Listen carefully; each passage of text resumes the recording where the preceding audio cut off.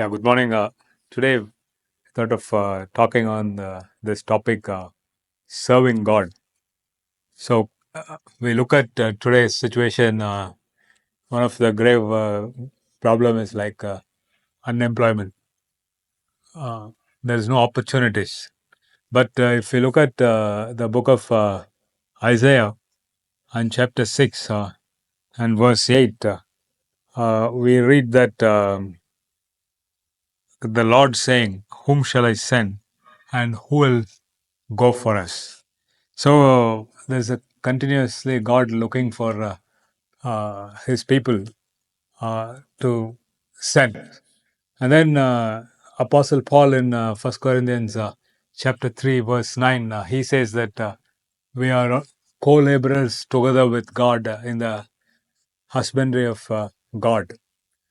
So when we look at this, what is this to be a co-laborer, or what is it to serve God?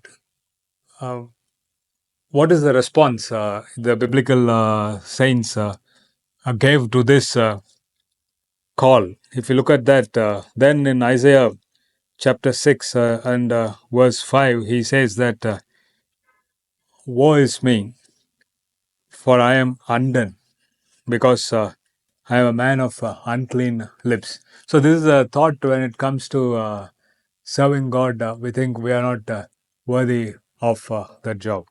And what did Moses say when God called him? What did he say? In Exodus chapter 3, he is asking this question, who am I that Pharaoh should listen to him?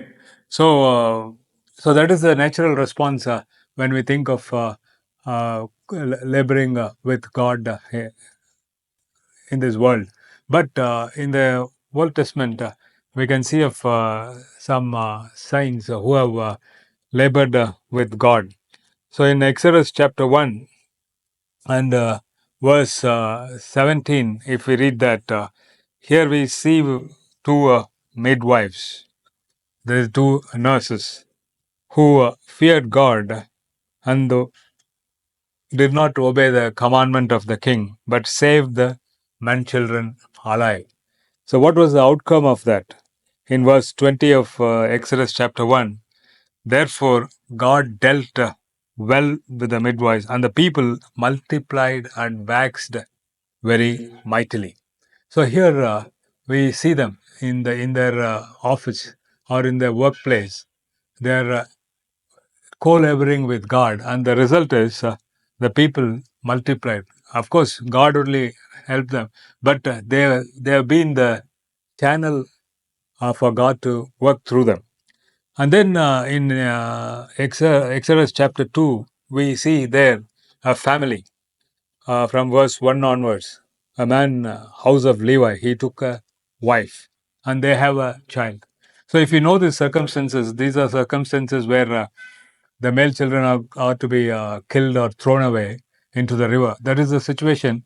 They are having a uh, they are building a family and they are having a child. And when the child was born and when they found it to be a boy, in faith, what did the mother did is in verse 3. And when she could not longer hide, she took for him an ark of bulrushes and daubed it with slime and with pitch and put the child therein, and she laid it in the flags by the river brink. So, to whatever possible extent she did her best. And then out of this family came Moses, who God used mightily.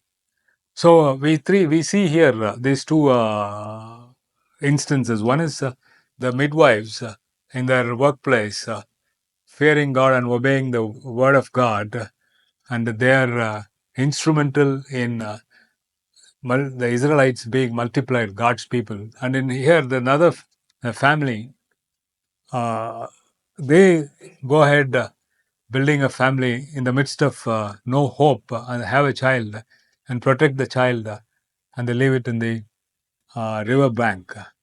But so we see, and out of this, God brought the mighty man of God, Moses, who was used in redeeming Israel out of the promise, out of the bondage into the promised land.